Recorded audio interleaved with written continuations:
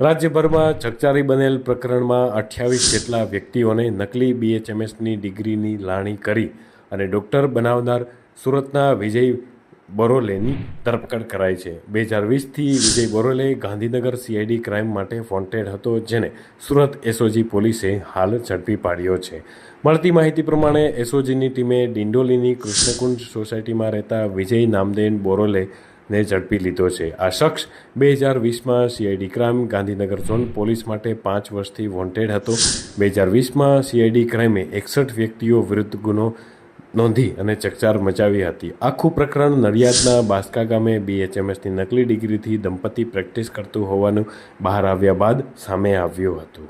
દરમિયાન તપાસમાં 58 તબીબોની ડિગ્રી નકલી હોવાનું બહાર આવ્યું હતું। ચોંકાવનારી વાત એ છે કે નકલી તબીબોની જાળ રાજ્યના તમામ શહેરોમાં ફેલાયેલી હતી।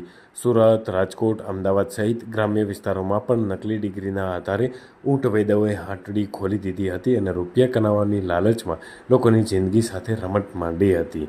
ઉલટ તપાસમાં આ ડિગ્રી નકલી બનાવટ હોવાનું બહાર આવ્યું હતું।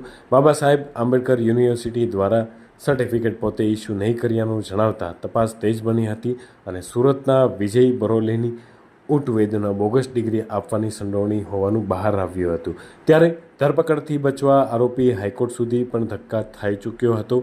SOGએ આરોપીને CID ક્રાઇમ ગાંધીનગરને હાલ સોંપ્યો છે અને બોગસ ડિગ્રી બનાવી આપતા હોવાની હાલ તેને કબૂલાત કરી છે અને વધુ તપાસ હાથ ધરાઈ છે।